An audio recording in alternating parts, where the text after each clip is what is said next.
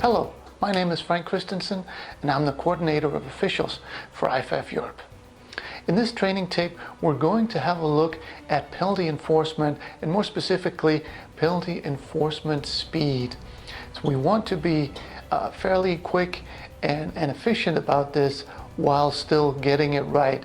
But we'll have a look at some examples of how we can speed up the process and still do it so that it looks good and we end up with the right result. But before we get there, let's have a look at what the MOFO says and how that can help us on the field. In the MOFO, we go to section 19.3 and 19.4, which has a whole section dealing only with penalty enforcement and that procedure. I'll only highlight a few sections here. For the referee, while the umpire or center judge is enforcing the penalty, move to a position in clear view and give the final signals to the press box side of the field only. And this move to a position in clear view typically only has to be a few steps. And don't take too long to get into position, though occasionally taking an extra second can help you compose yourself and think about what you're going to say. If you need that extra second, talking to the umpire or center judge and trying out the announcement to him or her typically helps. And then the last part, come to a complete stop before starting the announcement. Now let's have a look at some game film and see some actual examples.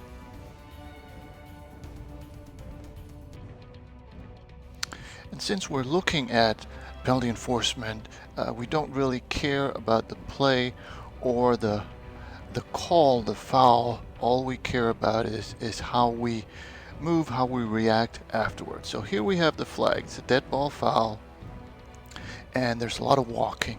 Now this is an unsportsmanlike conduct, so I'm actually okay with the center judge just conferring with the linesman to make sure that what we have. Notice the referee is just walking along. I realize we have radios, but it would be nice for the referee to already be over there so he doesn't have to rely on the radio working. And also the center judge is just walking very casually. We could be jogging, we could be running to speed this up a little bit. And one thing is how much time we actually save. Another thing is how we look, what we present on the field in terms of resolve and effectiveness.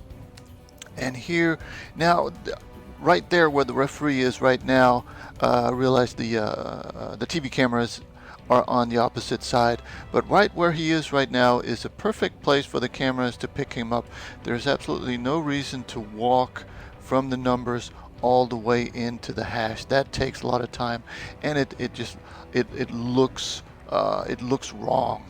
So he could just as well have done his announcement back where he got the information. And another thing is, now this is an unsportsmanlike conduct, so we do want to write in our game card what's going on. I noticed the umpire is writing now. Probably we could do that after the ball has been, the penalty has been enforced. So here we end up with the umpire just standing there. We could be enforcing the penalty right now, and whether the umpire does it or the center judge does it, for expedience, as long as it gets done and the umpire and center judge are working together, it doesn't really make a whole lot of difference who does it. So instead of waiting for the center judge to come in, give him the ball, we could have enforced the penalty. We should have enforced the penalty while the referee was doing his announcement, so that once he's done with that, the ball is already in the proper place and we're good to go. So there, again, it's a matter of how much time we spend, we use, but it's also a matter of how we look while we're doing it.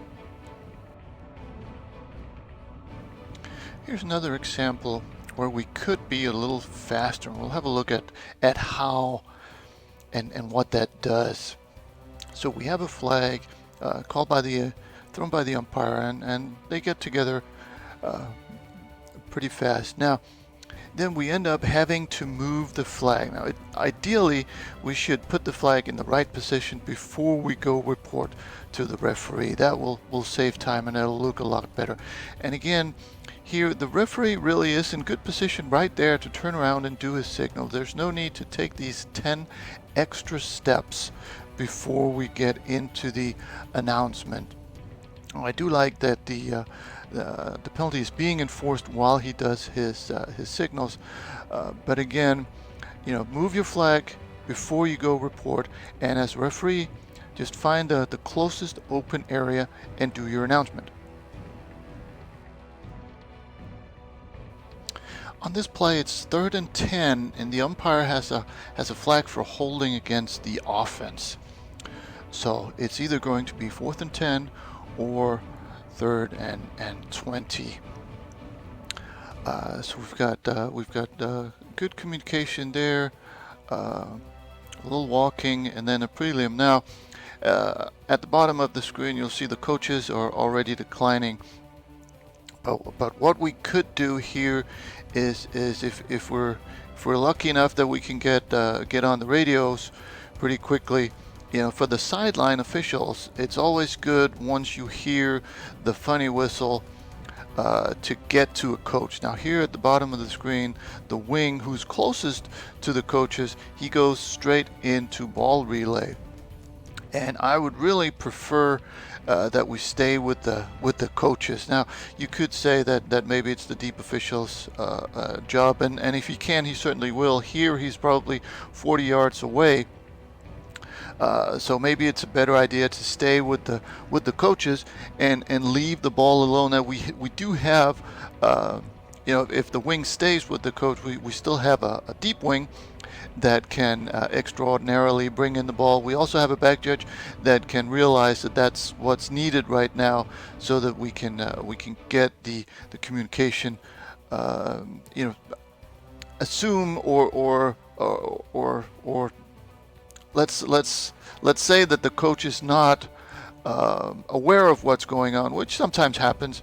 Now we need somebody on the sideline, or this would have taken a lot longer just to communicate with the coach, and the option may not be as obvious as here, so that we need more communication with the coach, and it's just nice to have somebody with the coach. See, the deep wing comes over here now, but now it's already too late.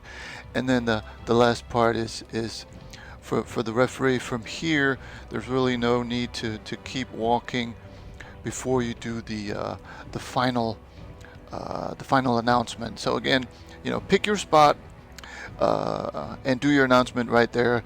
Try to avoid walking around too much. And for the sideline guys, let's make sure that as soon as we hear the funny whistles, go seek out the coach, so that we don't risk wasting any time with that communication.